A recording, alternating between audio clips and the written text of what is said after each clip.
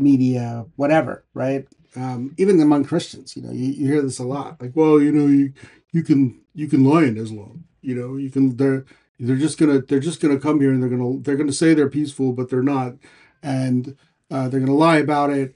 And then when they have power, they're gonna take power from us and displace us and everything else like that. So A branch of the IDF specifically for dealing with violent Jewish settlers in the West Bank. That's a good initiative. That's a really good initiative. Israel is a state. You cannot erase Israel from the map of the world now. So if you cannot do that, you have to agree on certain things. Make it a state, 2-state, 3-state, whatever state, but for God's sake, come to peace. Islam will continue to be triumphant until there have been 12 Khulafa, all of them from Al-Quraysh. The God of heaven will set up a kingdom that shall never be destroyed. Nor shall the kingdom be left to another people. It shall break in pieces all these kingdoms and bring them to an end, and it shall stand forever. This is my brother, my executor, and my successor among you, so listen to him and obey. My kingdom is not of this world. If my kingdom were of this world, my servants would have been fighting. Whoso obeys me obeys God. Whoever disobeys me disobeys God.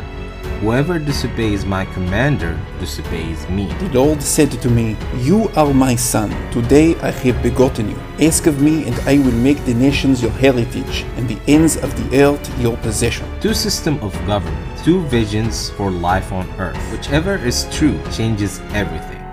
This is Christ and Khulafa.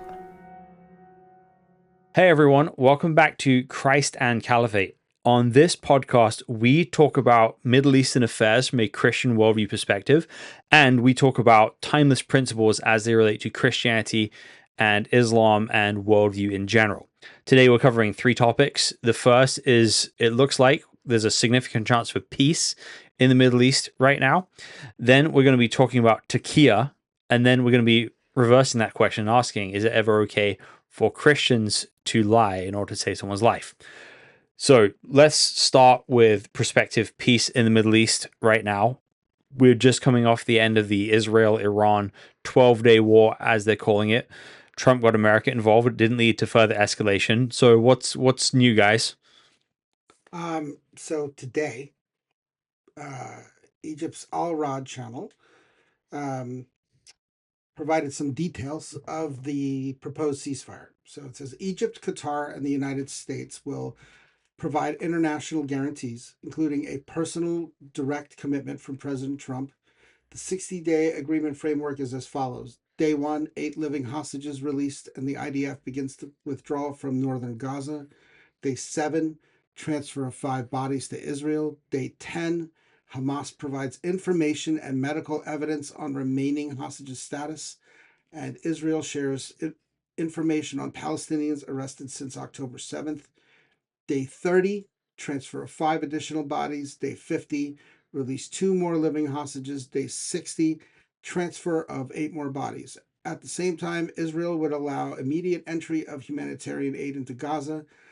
Gradual IDF withdrawal expands from north to south, and negotiations would begin to discuss continued hostage releases, long-term security arrangements in Gaza, post-Hamas governance, and a permanent ceasefire. So it's like a 60-day time frame. Nice. It's a very ambitious 2 months. Very ambitious 2 months. Yeah.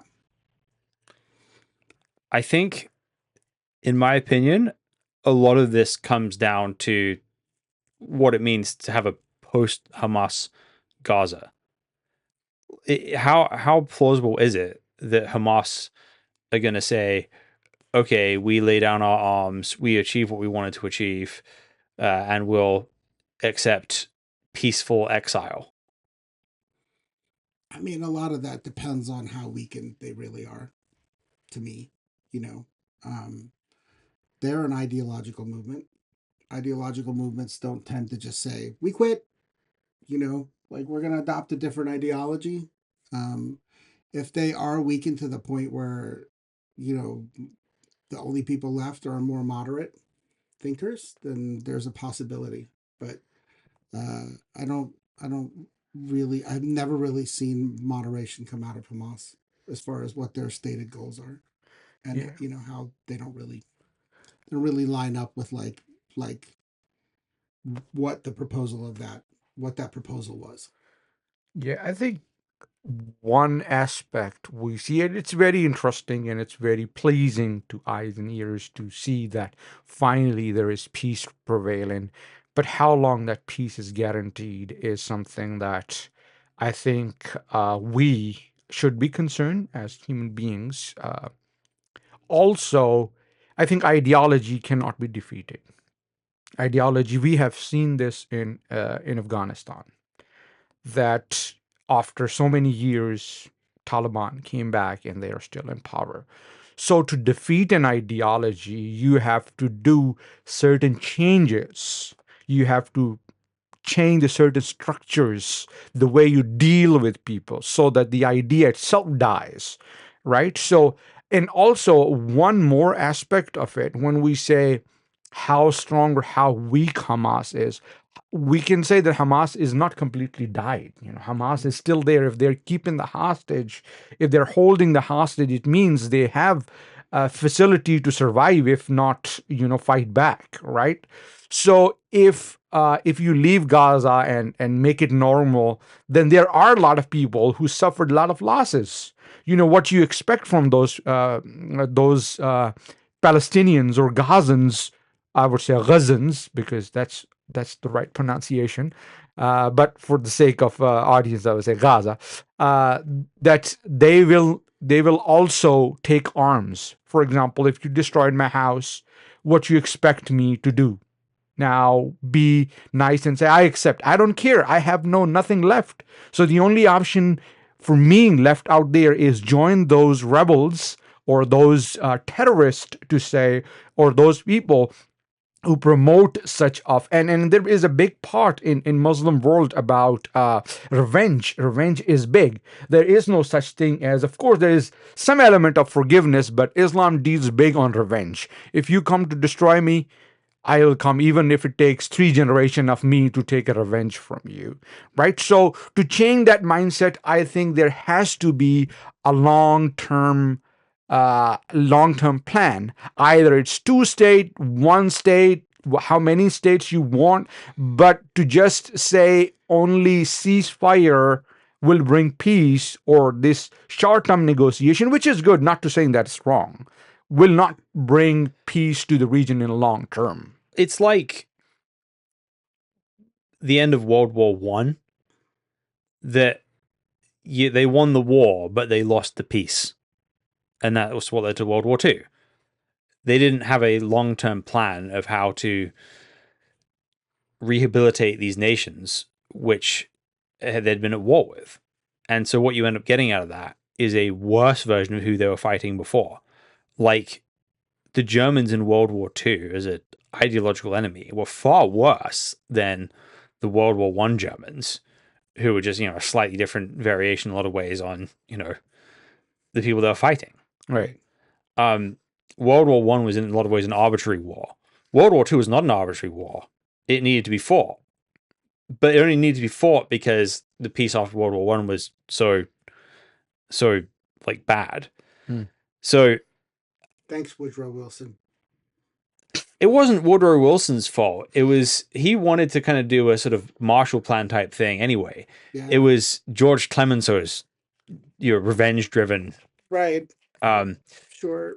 It's the French. The heavy-handed, demand for reparations and all the other. The French. I mean, yeah, because they genuinely suffered losses, right? World War One was mostly fought in France. It really wrecked the country. Mm-hmm. So that desire for revenge was understandable, right? Sure.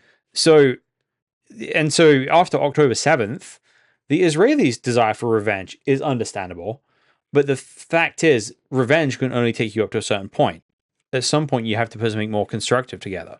I actually am glad that, from what I just read, they're not trying to fix everything right now. Like, I think that you absolutely need to diffuse the situation first. This situation, before you can move forward.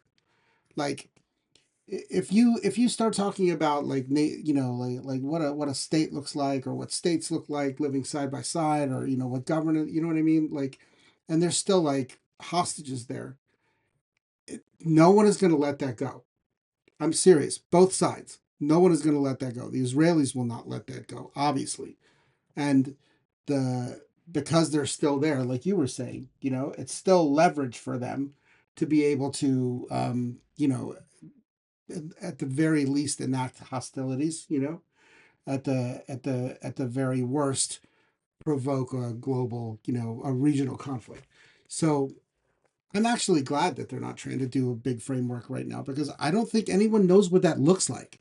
I think that no matter how much we try and sit there and say it should be a one state, should be a two state, should be, like the Saudis should administrate it, the Egyptians should administrate it, all this other stuff. I have not heard one proposal that has been like, this is the way we should all go in. There's no agreement. There's no agreement in the Muslim world. There's no agreement in the West, like, about what the proper way forward is.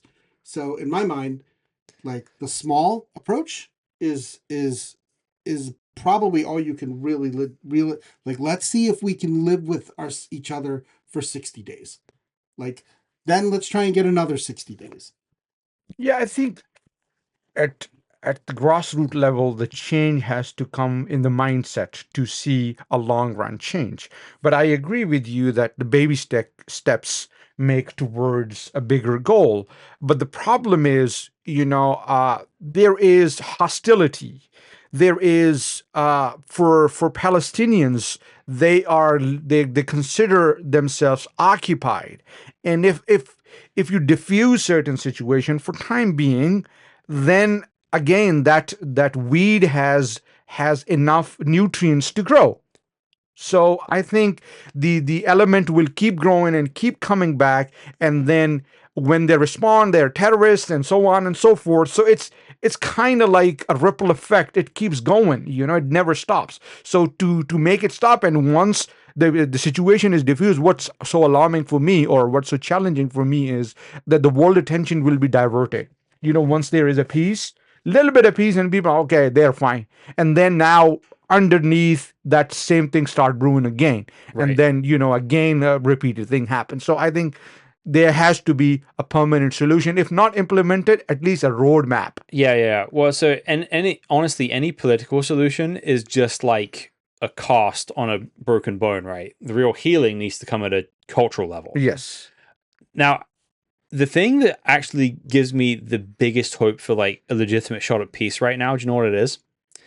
Israel just put together a branch of the IDF specifically for dealing with violent Jewish settlers in the West Bank. That's a good initiative. That's a really good initiative. It's signaling, and it's more than just a signal. That's like a tangible step that the Israelis are realizing that some of their own extremists are a big barrier to like peace and stability in the region. Yes. And for them to be able to take, if they succeed on taking action on that, that's actually great. Yes, that's one step needed towards stability and peace. And of course, on both sides, those, if on one side we say that, Israelis need to change, I would say Muslims need to change too. They have to accept the reality that Israel is a state. You cannot erase Israel from the map of the world now. So if you cannot do that, you have to agree on certain things. Make it a state, two state, three state, whatever state, but for God's sake, come to peace. And I think there's evidence also that the Palestinian Authority is getting a little bit more realistic about it as well, and I believe actually put out a statement condemning violent resistance, which would also be huge, right? So if you have the Palestinian Authority saying no more violent resistance, and you have the Israeli state cracking down on Jewish settlers in the West Bank, those are really promising signs of life. Right. Yes. Agreed. I mean, I think that if you're looking at a roadmap from, like, let's just take like the 30,000 foot view, what is more likely to go away, right? Israel's not going anywhere. Like, we've talked about that a lot of, like, they're they're as a country, they're not going anywhere. Militarily, we've seen that they can defend themselves with excellence, and no matter, like how many they've survived, how many intifadas, right? So, what chess pieces on the board can actually be taken off to try and get to that like roadmap that you're talking about? And um, I mean, I think in that, I think in that context, Hamas has to go, and I feel like the Palestinian Authority becomes a much more willing peace partner. But until you can get Palestinians to agree on that, right? Because I don't know if Palestinians, if it's not like I'm saying that they aren't or they are. I'm saying I don't know, right? Is there agreement among Palestinians that Hamas has to go? I think among some, but I think basically what needs to be presented here from the Israelis is a legitimate roadmap to Palestinian self-determination in some sense, because it's the kind of thing that if you're a Hamas fighter who's kind of sacrificed everything and is now living in rubble doing guerrilla attacks, you're kind of resolved to fight to the death at that point. Sure. And what are the and so what that person is not going to do is like, all right, it's over, we lost, and leave. What they might be persuaded to do is, hey, look, there's Israel will never let you be a part of it, but there's now a roadmap for Palestinian self-determination. So by leaving, Okay. you're making two sacrifices, right? You made the sacrifice of jihad, but now you're making the sacrifice of leaving so that your people can have a roadmap to. Okay, but this is where I disagree, because we've done this. We've done it. We've done it in my lifetime since definitely since Clinton, right? Like we've had these kind of political solutions, but the undercurrent was never dealt with. The undercurrent for an organization like Hamas is they just want Israel wiped Why out. Hamas exists, why resistant forces across the world, I'm not comparing Hamas with resistance forces, why they exist. If we do not go to the grassroots level, we cannot get rid of it. So my question to you both, if Hamas needs to go, what are the reasons that need to be changed to let Hamas go? Because, as I said again, you cannot defeat ideology, and ideology is there because of that colonial mindset still exists, and that has to change. If I would say that it takes two hands to clap, right? So there is problems on Gazan side or Palestinian side, but at the same time there is expect someone like, for example, Palestinians, right? In their mindset, some foreigners came, took off their land, and now they are landless, right? So that sentiment is there too. So you have to come up with something that is acceptable for both parties. Be respectful to each other. Be loving and kind to each other. The problem is that Hamas has never been like, they're in their charter. It's like they want to kill Jews. So here's my thing. So how do you say Why? No, okay. So it's in their charter? So here's the argument I would make. If the arguments of if the residents of Rhode Island stated goal was to kill Connecticut, like you have to have that off the table before you can get into why.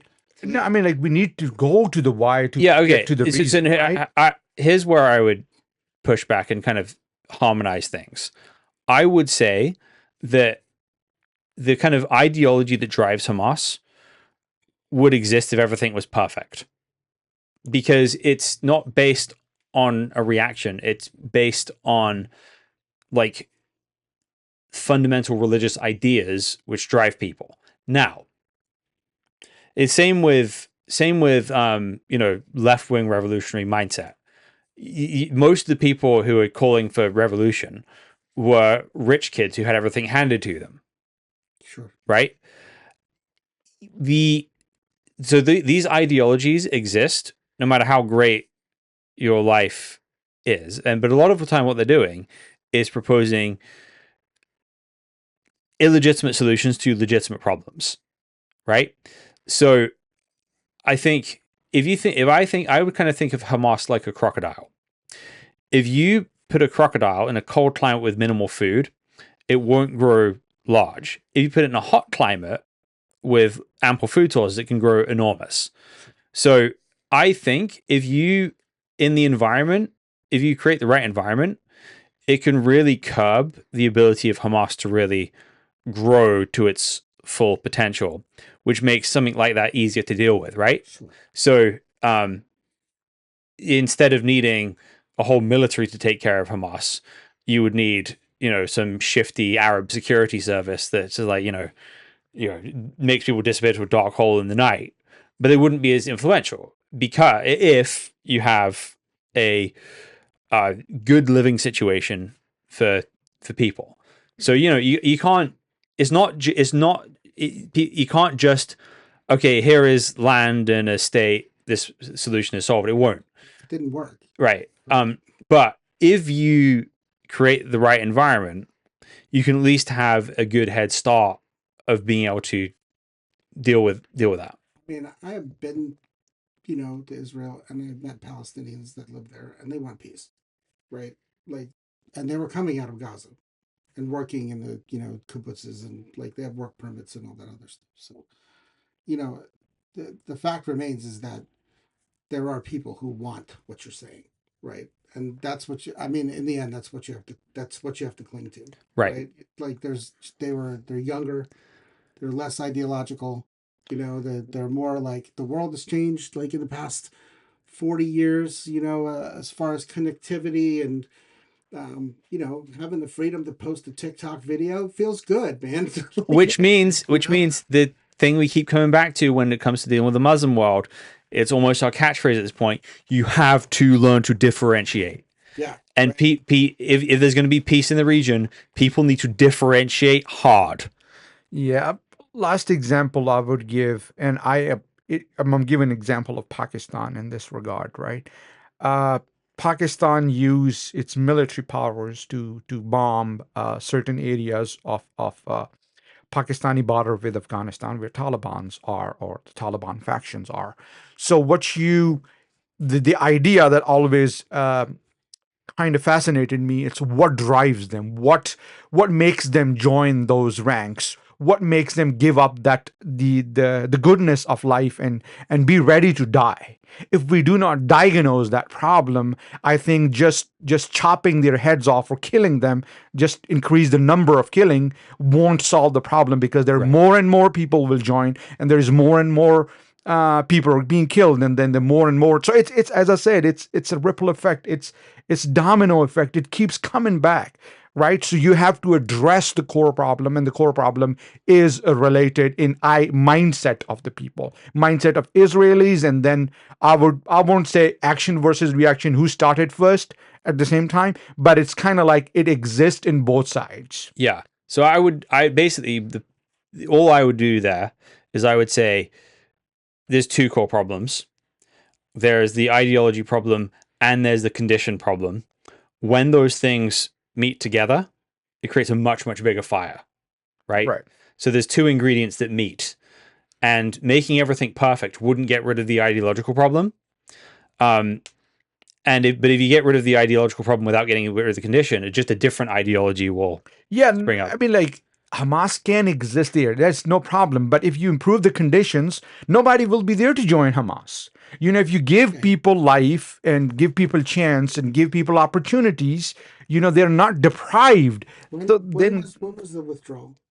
2005? No. I think it was 2005. 2005. Okay, so 2005, they're given land, opportunity, right? Like they're given self-governance, like, and it doesn't last. So the thing I'm going to end on is that change that you're talking about. It has to come from within. You cannot rely on fixing the other party. You have to change yourself. You have to take a good long look at yourself, and you have to say, where did we go wrong? How did we wind up here?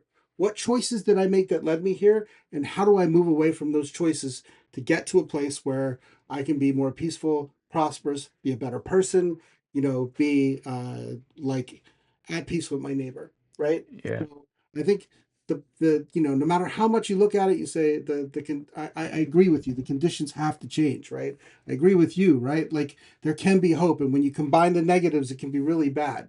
But if you're not taking a good look at yourself, this is just like good life advice, right? Mhm. Nothing's gonna change. Like if you just keep saying it's them, it's them, it's them, it's this, it's the environment, it's this, it's that, nothing's gonna change. So Agreed, 100%. Right. So if the Israelis want peace, they should look at the Israelis, and if the Palestinians should look at peace, they should look at the Palestinians, right? Yeah. like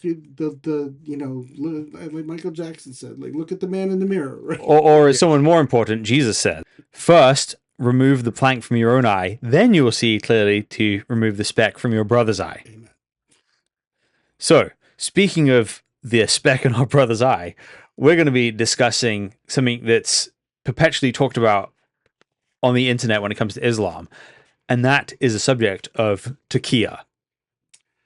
So you're terminally online. What is the scuttlebutt about Taqiyya?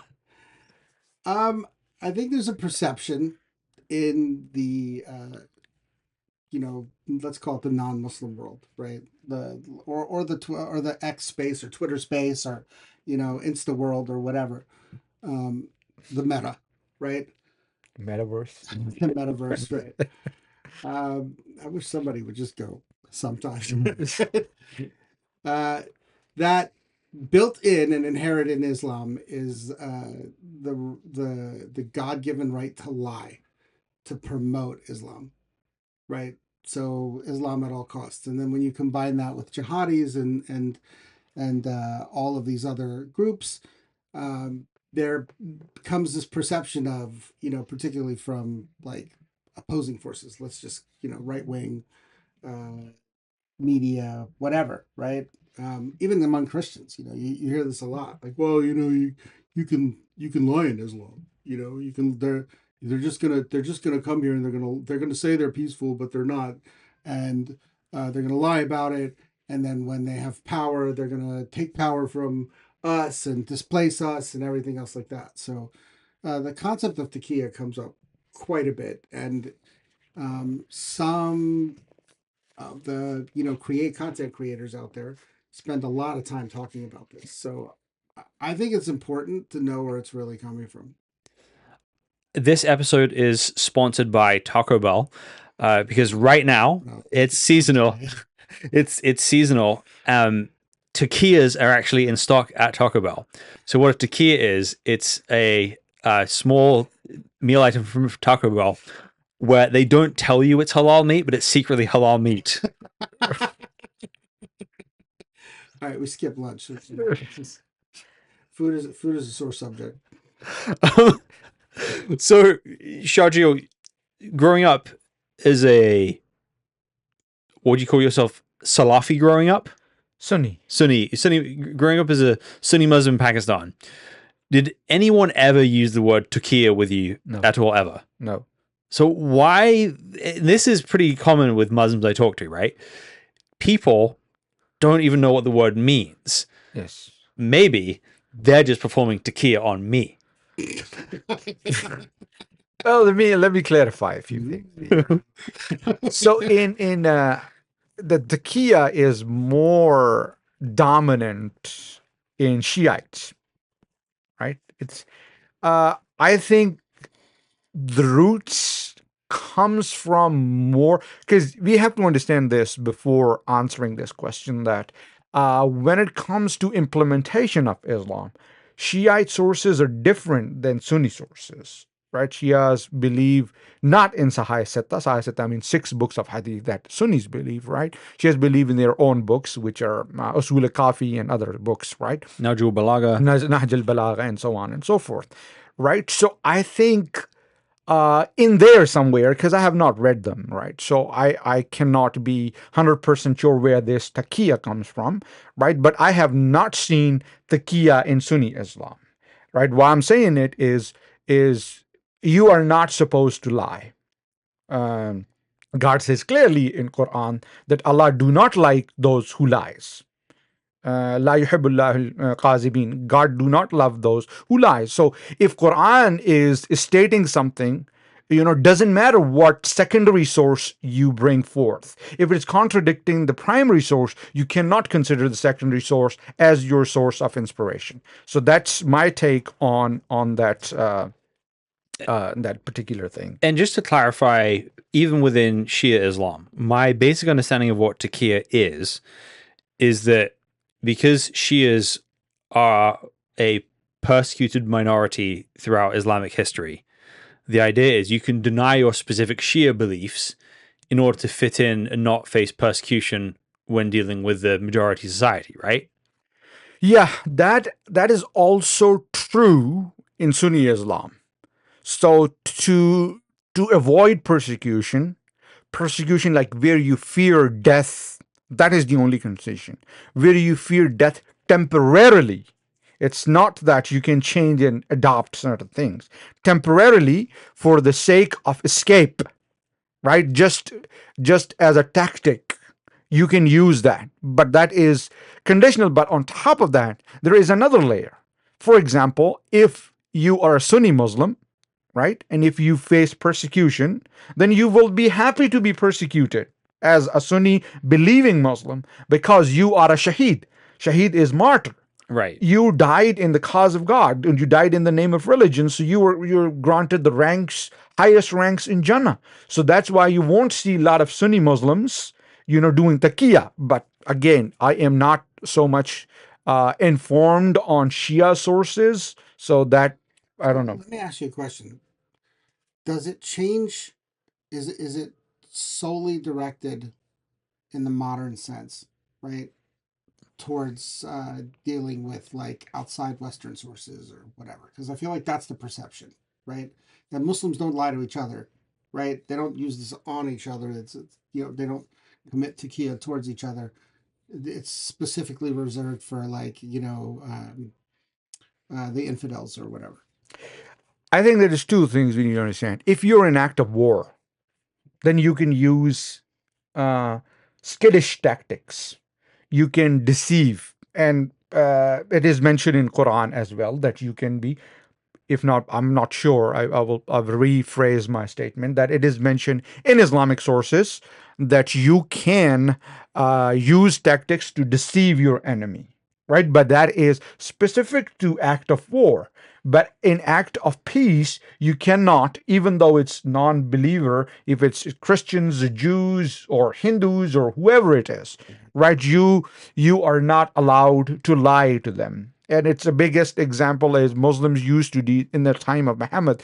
There were Jews living in there, and Ali borrowed his armor from a Jew and then returned it. And so there was a kind of trust. Trust means, yeah, I trust your words, you trust my words. That's why we are dealing with each other. At that time, the word was a big thing. So to say that taqiyya in the modern sense, the way it is used, I think that is not coming from at least Sunni sources. I would say that. So the way it kind of works in the American mind is that there are large numbers of Muslims who are kind of like part of this jihadi ideology.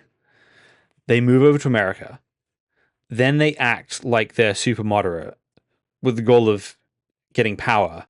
And then when they have power, that mask will fall off and the true, jihadi nature of it will come out. Right. Or the perception kind of going along what you're saying. So if your concept of jihad is reestablishing a caliphate, then and you use taqiyya, right, until there's a caliph, right, until there's a caliphate. So therefore, it's okay to do it all the time. You know what I mean? And not like in the moment. Yeah, I mean, like if you're a spy for a country, an Islamic country, and you're coming in and spies are spies. It's right, and you're just trying to hide your identity, then it's a completely different game. That's geopolitical issues and all those things. But purely speaking from scripture perspective, we have to understand two things here. That West is considered Dar al-Harb. Dar al-Harb means that it is not allowed or not recommended for Muslims to come to West. According to the pure Islamic scriptures, it is not recommended. I'm using this word again. That is not recommended for Muslims to go and live in a country that is not Muslim, where the Islamic law is not, if Islamic practices are not performed. So it is not recommended to come there. So if you do come out of some whatever causes are, if you're persecuted in the land, then you can migrate. That's the only condition. And when you migrate, you have to migrate to Darul Islam, not Darul Harb. So coming back, if you come to the United States and if you change your identity and it is because you're facing persecution, severe persecution in your Darul Islam number 1 and in Darul Harb, that's the only condition you can change. Otherwise, it is not allowed in Islam. It is not proven from any sources in Islam that you can hold on to your secret identity for so long and then come off like, poof, I am, Right. So in my experience in meeting Muslims in America and England, you do have some people who are trying to like downplay certain things and look more respectable in the eyes of the West, while secretly kind of holding beliefs which are a little bit more, socially unacceptable. But the people who are like really hardcore, like borderline extremists, can't do that. Yes. Like they don't have the ability, they can't contain themselves, right? Yes. Like they don't have that kind of like, long game. It's like, Okay. But what about the like 11 Saudis? This is the Saudis that's not that like were took over the planes on 9/11, right? So that's a long game. yeah, it is a long game. So sure, occasionally you're going to have people who are like that, who are driven by a specific ideology and who are smart, but that's an exception rather than the rule, right? Those kind of things need to be dealt with by intelligence agencies. Sure. It's not, that's not your Muslim neighbor, most likely. Absolutely. Right. I mean, one person listening, maybe, but for the most part, that's not. Get off then. Yeah. And also that, like, having that kind of sentiment around our neighborhoods is causing mistrust. Well, not a big trust. Mistrust. I was like, oh, he looks so moderate. He invites me, but deep down inside, maybe he's one of those. So you cannot trust. So I would say, no, do not go with this approach. This is not the right approach. I'll be honest with you too. Like I see some of these like Christians who get into the rap battles, where they like different YouTube channels and stuff like that, where they're misrepresenting what Taqiyya actually is, like, and they're projecting it onto Muslims that they're having an argument with about, like, whether the Quran or the Bible is accurate. So I don't want to name drop. There are several of them out there, and in the end, you just throw your hands up and say, "Well, you're doing Taqiyya." Like Taqiyya enables you to lie to me, like that kind of stuff. And listen, that's obviously not what we are.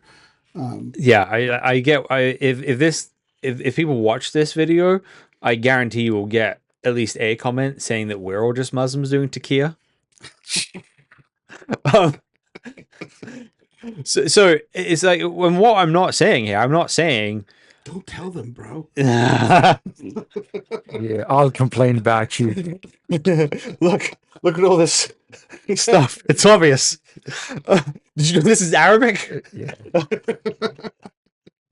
But, so it's not that there's like It's actually Amish. Amish Taqiyya. It's not that there's no problem to deal with. It's not like there are not like nefarious Muslim actors in the world. Sure. But the problem here is much, much more complicated. Right. And what I'm not saying there's no Muslims who are trying to like sneak past the radar, who aren't trying to ruin the country. Right. What I'm saying is that the average Muslim doesn't go to Taqiyya class at school where they're briefed on like the group plan. Yeah, I mean, my aunt, my mother, unless they were doing Taqiyya, I mean, Yeah. Now I feel like Charlie Day in front of the board. None of them, that's not in the matrix of their thinking. Yeah. I think to wrap this up, I would say Taqiyya is, again, a lot of things are coming into the modern culture. which have no roots in reality. Of course, in Shiaism, it can exist or it cannot, but most of the Muslims out there are Sunni Muslims. And I'm not discounting the Shias from this account, but from Sunni perspective, and most of the terrorism that is done, unfortunately, comes from Sunni Islam. Shias are responsible for very less terrorism overall, or ideology, terroristic ideology. So in Sunni Muslim, Taqiyya does not exist unless specifically you're tasked to do, as you mentioned, 9/11. That was all pre-planned, right? So that's the answer. Yep. So, in closing, Just saying that that was a military op more than it was a. Yes, it was an operation. yeah. So, in closing, that I think the idea of taqiyya, the way it's used in the West when dealing with Islam, is trying to solve a complicated problem with a conspiracy theory. And conspiracy theories are not going to solve complex problems. So do not be afraid to go to Taco Bell and order your taquiyyas today. So on the flip side of that, let's talk about the permissibility of deception in Christianity. So let's frame this question. It's 1942. You're an evangelical Christian in Germany and you're hiding Jews in the basement, and the SS Obersturmführer comes to your house and asks you, Herr Utkorn, this is not a German name, but never mind for now. Are you hiding Jews in your basement? As a Christian, what are your options in that situation? Yeah. So in that situation, the way I've always looked at that situation is like, all right, there is a conflict, internal conflict that happens hopefully in the heart of a Christian whenever they speak a lie, right? But this is just my commentary on it. If you're evil and you're seeking to do evil, I think me overcoming evil is more important in that moment than me answering your question truthfully, right? So, obviously, the Nazis were the most, like, to date, the most horrible people who have ever held power for a stretch of time, and I know that the modern comparison right now is that like, oh, Trump's a Nazi, Republicans are Nazis, blah, blah, blah. Listen, Nazis are Nazis, bro.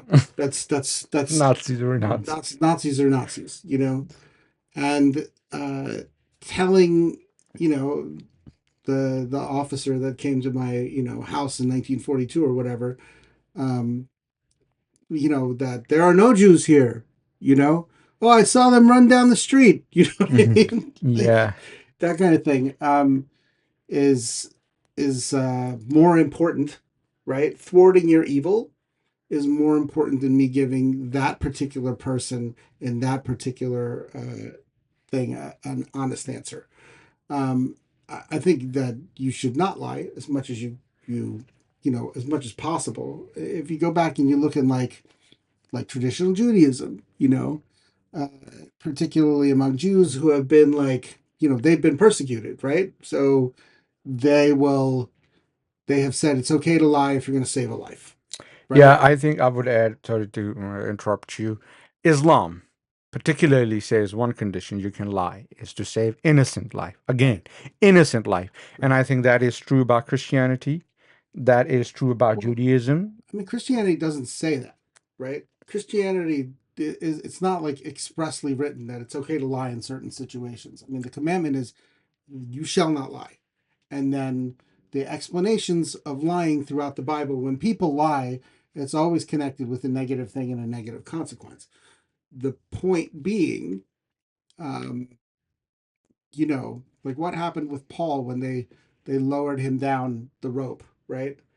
When the king of Nabatea was seeking to have him arrested, like, did they lie?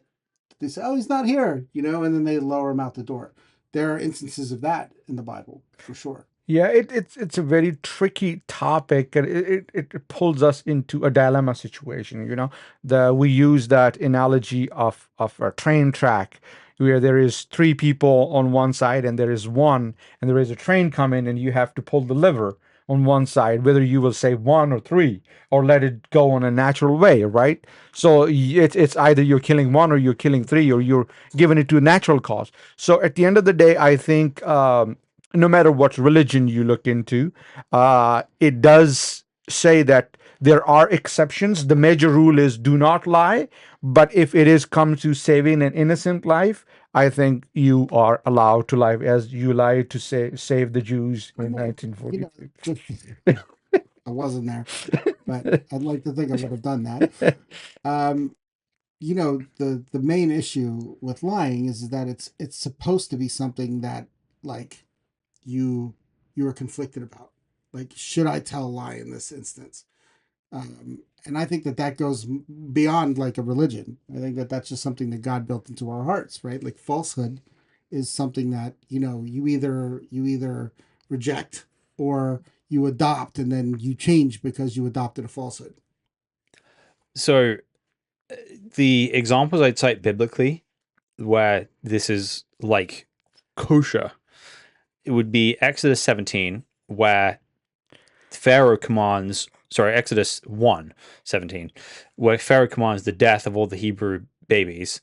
And it says, but the midwives feared God and did not do as the king of Egypt commanded them, but let the male children live. So the king of Egypt called the midwives and said to them, why have you done this and let the male children live? The midwives said to Pharaoh, because the Hebrew women are not like Egyptian women, for they are vigorous and give birth before the midwife comes to them. That's a lie, because it says they let the children live, right? And they're saying, oh, they were too fast for us. Right. So they're lying. Yes. And God's response to that, so God dealt with the midwives and the people multiplied and grew. So God dealt well with the midwives. Mm-hmm. So no. Oh, yeah. All right. I recant what I said before, how it's always negative. That's a great example. And they're rewarded for it. Yeah. And the other example would be Rahab and the spies. Yep. And so some people would say, well, it's the lesser of two evils in the situation. And I would simply say it's not evil in that situation. I mean, she's not more than not evil. Like, she's counted as like a faithful person. Yes. So in James 2:25 it says, and in the same way was not also Rahab the prostitute justified by works when she received the messengers and sent them out by another way? Right. So her course of actions, which include hiding them and saving their lives, includes lying. I think it boils to character, right? Like your original character, because one of David's sons falls in love with his sister, right? And his friend is egging him on and helps him concoct this entire lie to get her to come to him, so that he can be with her. And then he loses it and rapes her, and then he hates her, and the whole story progresses. That's how Absalom killed off all his brothers. So, when we're thinking about what a lie is, that's usually what a lie is, right? It's not, it's not always like, it's not always that. There are certainly like, okay, it's 1942 and they're going to kill, you know what I mean? They're going to kill all these Jewish people and they're hiding in the basement. So I think it's important to clarify that, though. You know what I mean? Because no one wants you walking away from this conversation and being like, it's okay. Right. Like, yeah. If you can actually save someone's life, great, but don't let the hidden Jews in the basement in World War II justify your lie to your wife, right? Yeah. I don't know, like, if your lie is to deceive someone, and deceive in the sense of evil, right, then it is very bad. But if it is saving somebody, again, innocent, not guilty. If someone is guilty and hiding with you, and the authorities comes and says, "Oh, is this somebody hiding?" and you deliberately knowing that he is the culprit, save it. Then using the lie, then it's a sin. In that circumstance, right? Like, you're looking at the Ten Commandments. Let's just take the Ten Commandments as a basic thing, right? They come to your door and they want to kill the Jews. Okay. You look at that and you say, you shall not lie. right? But you also shall not murder. Mm-hmm. So if I am looking at it and saying, okay, that sin, like I'm not going to facilitate your ability to murder somebody. But in order to do that, I have to shield them by not letting you know that they're there. Right. Like, yeah. So the 10 Commandments are there to govern a peaceful, ordered society. Right. And when a government is coming and seeking to like murder Right. its own people, you're no longer living in that peaceful, ordered society. And there may be steps to be taken there which are sort of unusual. Right. I mean, I think, when Jesus says that the whole Torah rests on, you shall love the Lord your God with all your heart, with all your soul and your strength, and you shall love your neighbor as yourself, right? Like, so the Shema and the V'ahavta, are like, not just stuff that comes out of Judaism. It's essentially what the entire Bible hangs on, all the commandments hang on. So to be able to say, like, all right, does this love God? Is this me loving God? Is this honoring God? Is this me promoting the things that God wants promoted? And does it result in love for your neighbor? Which is obviously not letting them die, right? But not letting them be killed because of their their ethnicity. Yeah, and regardless if they're using the Jews example only, and it's not just limited to Jews, even innocent Muslims are hiding. Sure. And think about it in terms of like what about like Vietnam comes to mind, right, right? even like the like what the Khmer Rouge were doing, Cambodia. I'm sorry, Cambodia, right? Yes. What happened in Cambodia? What happened in other conflicts like throughout the world where, you can sit there and think that you're being justified. This is movie Fury. Have you seen the movie Fury? Yep. Okay, so there's a scene in the movie Fury where they're in someone's home and half of the crew wants to rape their daughter. Well, maybe not half of the crew, but one person in particular wants to rape the daughter that's there and take advantage of them, and the rest of them, kind of stand up, right, to her. So there's a situation where people are doing something righteous. They're trying to free the world from Nazis, right? But then there's evil in the middle of that. So, being able to discern, like, I can't just say that everything that I do because I'm trying to get rid of Nazis is good. Mm-hmm. You know what I mean? Like that's a war crime. Yeah. Like raping an innocent woman is a war crime. Like forcing the whole family to watch you do it at gunpoint is a war crime. Obviously, Horrendous war. obviously in the movie it doesn't happen, but yeah.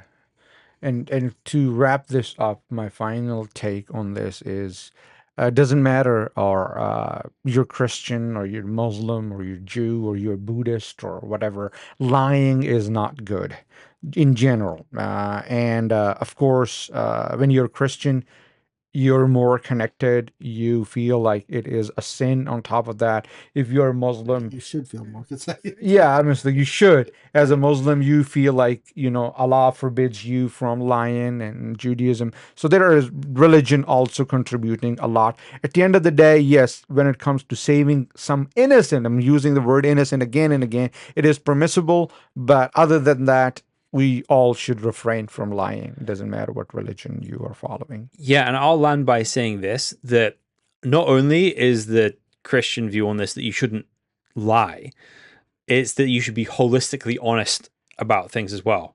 You shouldn't generally try and distort the truth, tell half-truths.